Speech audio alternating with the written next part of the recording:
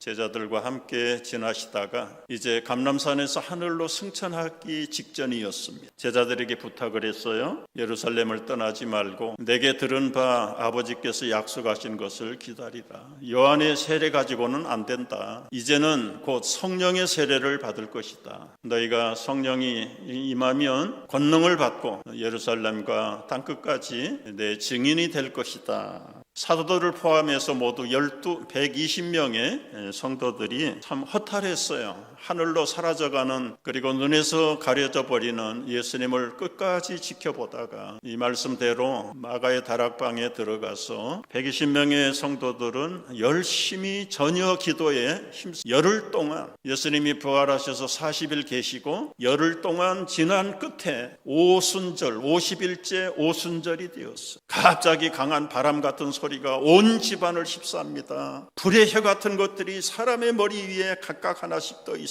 사람들은 자기가 알아듣지 못하는 소리로 방언을 하기 시작했습니다. 가슴이 터질 것 같습니다. 좁은 다락방에 갇혀 있을 수가 없었습니다. 그들은 집 밖으로 뛰쳐나갔습니다. 그때가 언제냐면 흩어진 디아스포라들을 포함해서 유대의 모든 남자들은 예루살렘 성전에 와서 절기를 지켜야 되는데 오순절 절기를 지키기 위해서 16개 나라에 흩어졌던 디아스포라의 후손들이 지금 예루살렘에 가득 차 있었습니다. 베드로를 비롯해서 제자들이 나가서 그들을 향하여 열변을 토합니다.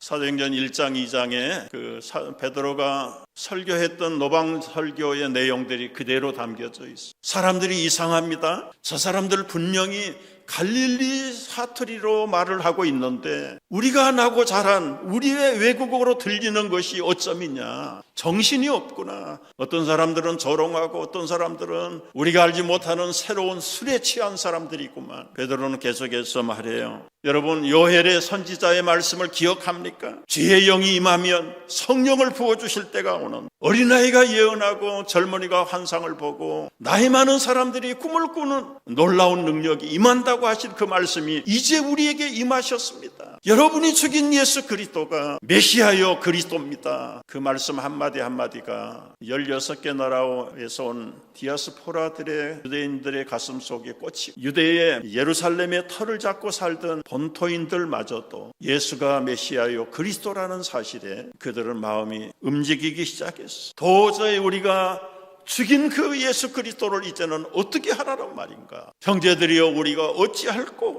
베드로가 말합니다. 너희가 회개하고 각각 예수 그리스도의 이름으로 세례를 받으라. 그리하면 성령을 선물로 받아. 이렇게 해서 그날 세례받은 사람들이 3,000명이 늘어났어요. 이뿐만 아니라 여러분, 성전 미문의 안진뱅이를 고치는 사건을 전후해서 그날 세례받은 사람이 5,000명. 먼저는 3,000명이고 5,000명이고, 여러분 그 당시 예루살렘 인구가 5만 명이었다. 5만 명 가운데 10,000명이 넘는 사람들이 예수를 믿고, 그렇게 해서 시작된 교회가 예루살렘 초대교회입니다. 예루살렘 교회는 성령으로 시작한 교회예요. 본능이 나타난 교제, 가정마다 성도들마다 그들의 삶을 온전히 헌신하는 사람. 우리가 읽은 6장 1절에 그때의 제자가 더 많아졌다.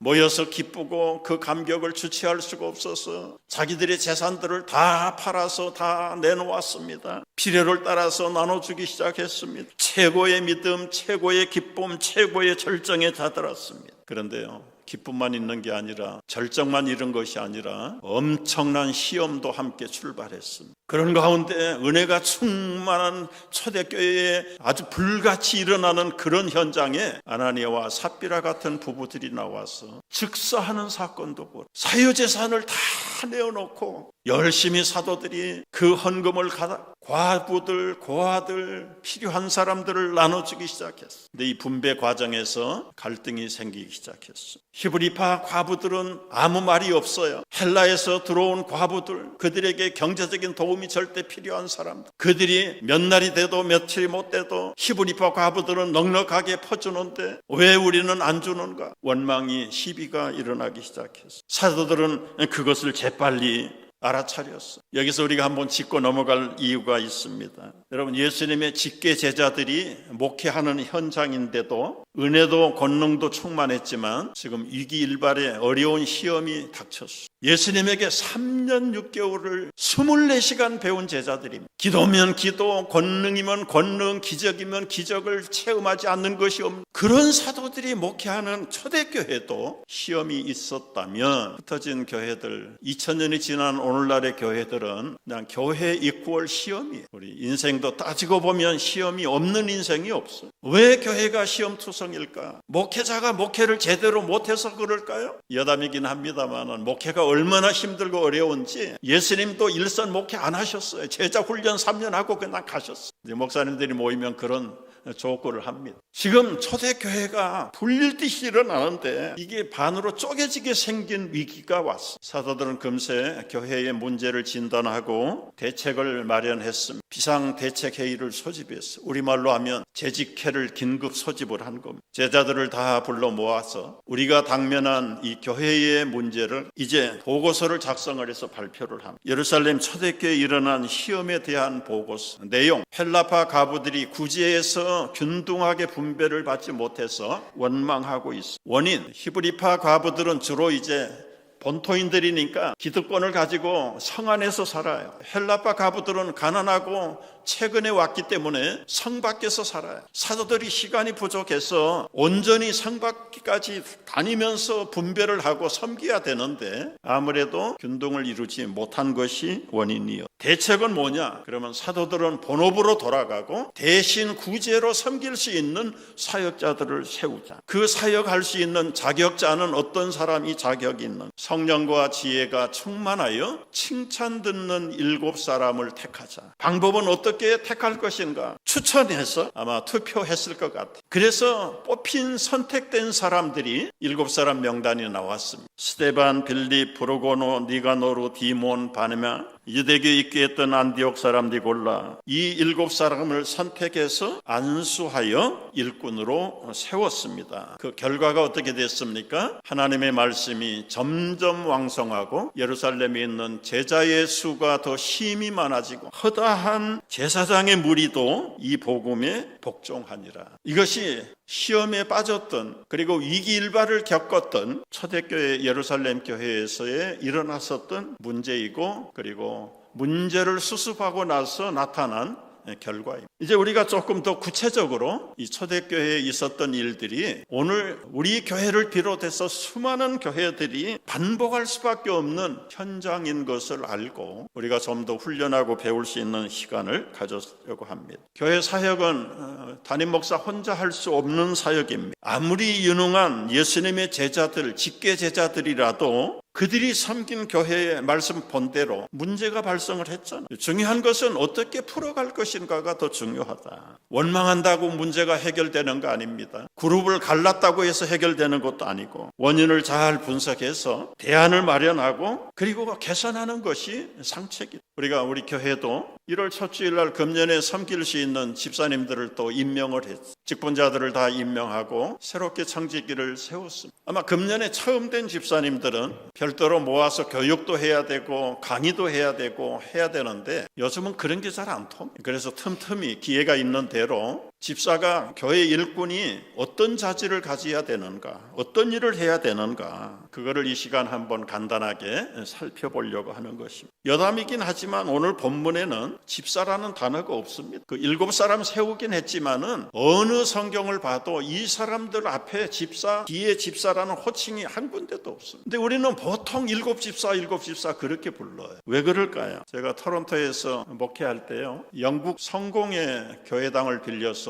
오후에 주일날 예배하고 새벽 기도도 하고 그래서 그 앵글리칸 처치에 그 장로님 거의 매일 만나는 거죠. 매일 만나는. 그 교회도 장로 호칭이 있어요. 권사 호칭도 있고 집사도 있어요. 근데 한 번도 에드워드 장로님이라고 부르는 사람이 없어요. 저도 엘더 붙이면 엘더 하지 말래. 그냥 에드워드라고 부르래. 이게 이제 서양 문화입니다. 근데 우리 동양 문화는 특별히 한국 문화는 수직 문화예요. 서양 문화는 수평 문화예요. 수평 문화에서는 할아버지도 유, 아버지도 유, 당신도 유. 우리 할아버지한테 당신, 아버지한테 당신 했으면 그야말로 버릇없는 자식으로 호되게 야단을 맞아. 한 살만 많으면 형과 아우가 뚜렷하게 그 시간부터 말이 반말로 나가요. 이게 이제 수직 문화와 수평 문화의 근본적인 차이죠. 교회 안에서도 주님 복음 안에서 우리는 다 평등이잖아요. 그런데도 불구하고 물론 인간의 도리로서 지켜야 될 윤리와 기본적인 도덕은 있는 거예요. 자녀들아 아비에게 순종하라, 그런 것들은 당연히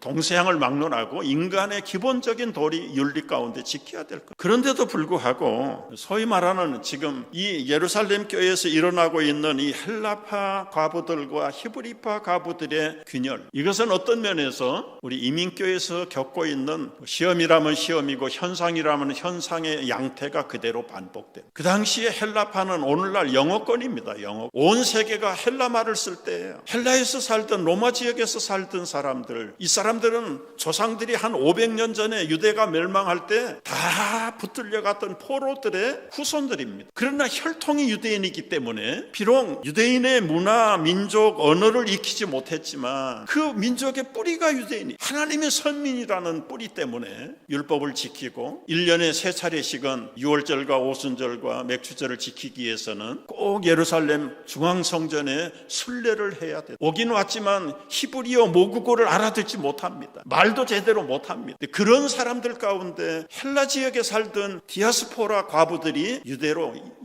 역이민을 들어온 거죠. 그들의 문화권은 헬라 문화권이고 남아있는 사람들은 히브리 문화권이고, 우리 이민교회가 영어 문화권이 있고 한글 문화권이 있잖아요. 주로 1세와 2세대 문화권이 다르지 않습니다. 언어가 다르고 가치가 다르고 교육 환경이 다르고 삶의 현장이 달라요. 그런 두 세대가 한 지붕 밑에서 살아간다는 게 이게 보통 쉬운 문제가 아니에요. 우리 한 집안에서도 부모와 자식 간에 문화 충돌이 일어나고 있지 않습니다. 근데 이제 우리 EM 집사님들의 경우를 보면 우리 EM 출신 목사님이 해준 이야기에 아무리 영어 문화권을 가지고 누리고 교육을 받았어도 교회 와서 예를 들어서 배너 집사인데 벤 그렇게 부르면 굉장히 기분 나빠. 그 서양 문화권으로 보면 이름만 불러야 되는 건데 이름을 부르면 우리 EM 집사님들이 돌아서서 나를 무시하나 깔보나. 그래서 피는 속일 수 없다. 아무리 문화권이 영어 문화권이라도 그들의 집사 호칭을 꼬박꼬박 붙여주면 좋아하고 안 붙여주면 기분이 나빠지고. 이 얘기가 좀 번졌습니다마는 우리 한어권 집사님 권사님들에게 제가 또 부탁하고 싶어요. 우리 한국 사람들은 가깝다 그러면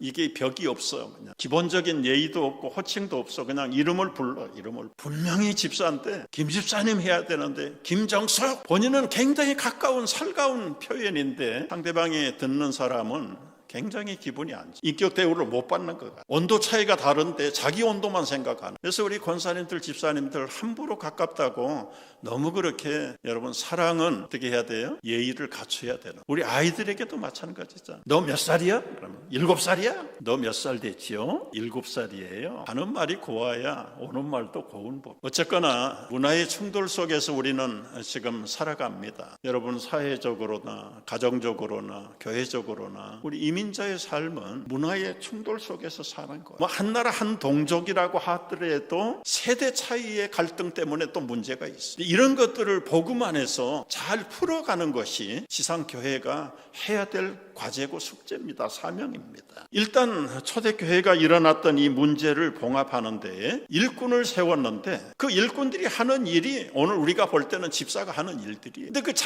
자질을 보면 두 가지를 갖춘 사람, 성령과 지혜가 충만한 사람이어야 돼. 조금 구체적으로 문제는 그렇다면 내가 어떻게 성령 충만한 사람이 될 수 있을까? 우리는 보통 성령 충만하면 방언을 해야 되고 크고 작은 기적과 이적을 체험해야 되고 남들이 갖지 않는 어떤 신령한 분야의 색다른 경험들이나 어떤 권세를 가지고 있어야 그렇게 오해하는 경우가 있어. 그래서 나에게 이상한, 나는 방언도 못해, 기적도 체험도 못해, 아무런 특별한 어떤 영적인 경험이나 표현들이 체험하지 못하면 나는 아직 성령을 못 받았는 거야. 우리가 분명히 구별하고 기억해야 될 것은 성령 세례와 성령 충만은 별개다. 여러분, 성령 세례는 예수 그리스도를 믿는 순간에 내 확신이 아닙니다. 여러분이 결단해서 예수를 믿는 것처럼 그렇게 시작은 했지만 그 마음까지도, 그 감동하는 그 마음을 성령이 인정해 주신. 그래서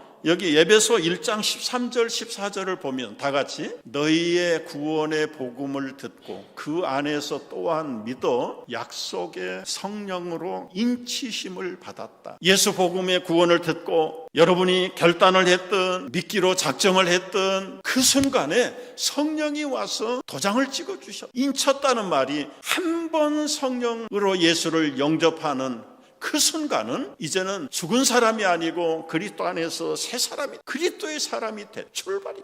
도장을 찍어줬는데 내가 취소할 수 없어요. 해보십시오 여러분. 교회를 밖으로 떠난다. 나 복음을 버릴 거야. 해보라고요. 해보라. 되는지 안 되는지 안. 일방적으로 성령이 보증하시고 인을 치시고 세례를 베풀었기. 그때 사도들처럼 방언이 나올 사람도 있고 뭐 신비한 환상을 보는 사람도 있고 크고 작은 이적들을 체험할 사람들도 있지만 다 그렇게 되는 거나 성경을 기록했던 성경 제자들에게는 성령의 감동이 임하셨어요. 만약에 여러분 우리에게 성경을 기록하라고 감동을 주면 성경이 엉망진창이 될 거예요. 이미 성경을 기록하는 감동은 그 시대 끝났어요. 초대교회는 초대교회 때에 성령의 세례와 성령의 은사는 또 별개예요. 우리 기성교회 후반교회에서는 크고 작은 기적들이 별로 일어나지 않죠. 장기성교를 가보면 거기에서 그냥 때로는 기적이 일어나. 왜 거기서는 기적이 나타나는데 이 기성교회에서는 기적이 별로 안 나타나냐. 기적이 없어도 충분히 말씀 하나만 가지고도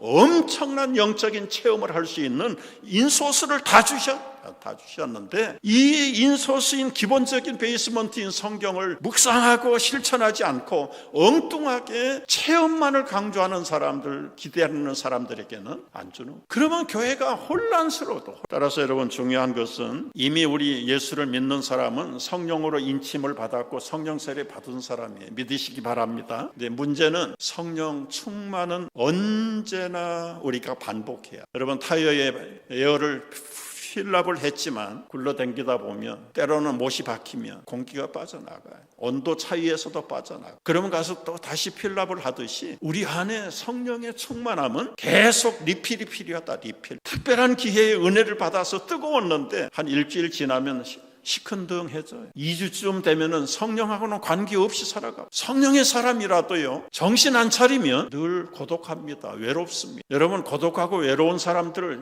명심하셔야 돼요. 여러분 안에 성령이 고갈됐어요. 성령이 고갈된 자리에는 인간의 육신의 세상적인 정욕이 우리를 포로. 그래서 우리가 성령으로 충만하기 위해서는 언제나 성령을 채우셔야 돼요. 제가 서울 가면 시차 때문에도 그렇지만은 그냥 새벽기도 가기가 쉬워요. 그 시간에 눈이 떠 있으니까. 그리고 모처럼 한국교회, 미국교회, 모국교회들이 어떻게 새벽기도 또 은혜를 받고도 싶고 가보고도 싶고 그래서 가까운 교회도 가고 소문난 교회도 택시를 타고 가보기도. 택시 타고요 지나가면서 술집이 있는 데 보면 젊은이들이 막 인산 새벽 5시 여러분 그 시간 들어가서 다 자야 될 시간인데 밤새도록 술 마시고 사람 위장은 밤에 비워줘야 돼. 비워줘야 되는데 자기들 입맛대로 배를 꼭꼭 채워가지고 이런 사람 오래 못 갑니다. 오래. 육체도 순리대로 살아야 돼. 우리 영혼에도 채워야 될 걸 채우지 않고 엉뚱한 것을 채우기 시작하면 성령 충만하고는 거리가 멀어요. 여러분 내적으로 공허합니까? 홀로 있어서 외롭습니까? 그때는 내적으로 충만하라는 사인인 줄 알아야 돼. 우리가 내적인 충만은 결국은 하나님의 영으로 채우는 길밖에 없어요. 성령 충만을 유지하려면 한 4가지 간단한 가이드라인을. 첫째는 성령을 사모하셔야 돼요. 야고보서 4장 8절에 보면 다 같이 하나님을 가까이 하라 그리하면 너희를 가까이 하시. 두 번째는 성령을 소멸하지 말아야 합니다. 소멸한다는 말은 꺼버리는 거예요. 성령이 주시는 생각 그거 아니야.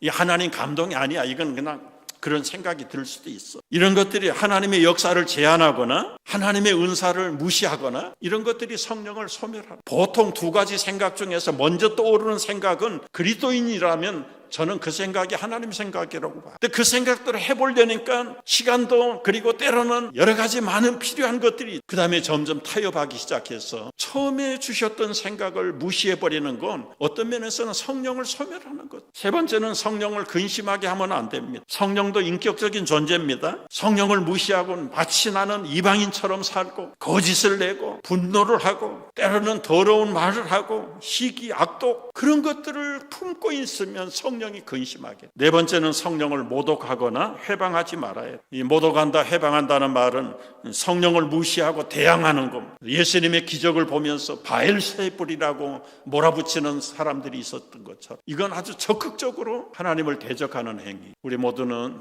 참 이걸 잘 기억하시고 늘 하나님을 가까이 사모하고 주님의 뜻이라면 어떻게 하든지 불릴 듯이 일으켜서 주님이 기뻐하는 일들을 감당. 이게 성령 충만. 두 번째는 지혜로운 일꾼이 되려면 어떻게 해야 되나? 여러분, 지혜로운 일꾼은 지식과는 달라요. 우리가 수요일마다 지금 지혜를 배우는 잠언서를 공부하고 있는데 지혜와 지식은 차원이 다릅니다. 여러분, 지식은 배워서 아는 능력이고요, 지혜는 통찰력이에요. 통찰력. 보이지 않지만 그 밑바닥이 다 들여다 보이는 그 능력이, 그 통찰력이 지혜입니다. 우리가 세상을 다 밟아봐야 압니까? 지혜를 가진 사람은 골방에 박혀서도 세상을 내다보고 있어요. 과거를 아는 사람 미래까지 내다볼 수 있어요. 결론은 지혜를 어디에서 얻어요? 모든 만물의 창조자요, 통치자요, 심판자가 되시는 하나님을 경외하는 것이 지혜의 근본이다. 믿으십니까? 열심만 가지고 안 됩니다, 여러분. 충성하는 타잔의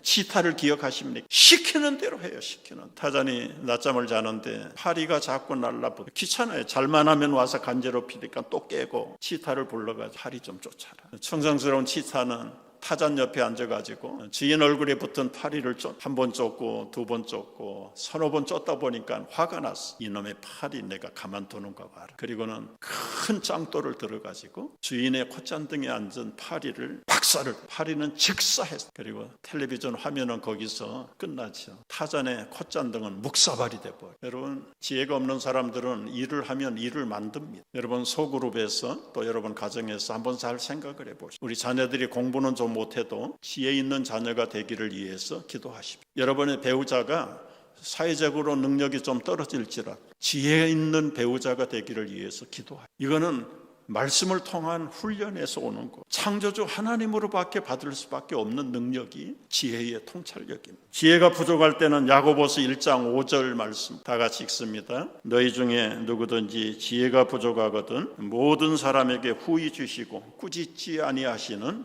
하나님께 구하라. 그리하면 주시리라. 자, 성령이 충만한 사람, 지혜가 충만한 사람, 이런 사람은 결과적으로 어떤 사람입니까?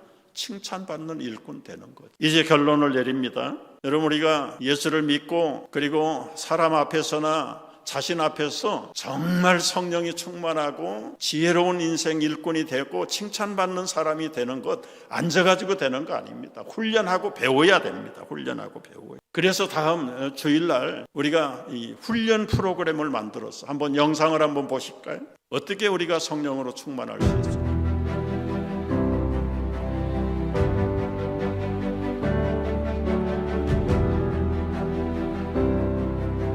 여러분 안녕하세요. 이번에 말씀으로 선교될 권호 목사입니다. 저는 아침에 지금 운동하러 나왔습니다. 우리가 뭔가 배우고 익히고 또 훈련하는 게 굉장히 중요하잖아요. 그래서 이번에 집회를 통해서 우리 영적으로 훈련하고 또 다른 사람을 세우는 일을 하려고 합니다. 여러분, 육체 연습도 배움도 이렇게 좋지만은 영적인 배움 너무 좋습니다. 저 운동 열심히 해가지고요, 최상의 컨디션으로 뉴욕으로 달려가겠습니다. 여러분 곧 만나서 말씀에 축제하겠습니다. 자, 화이팅!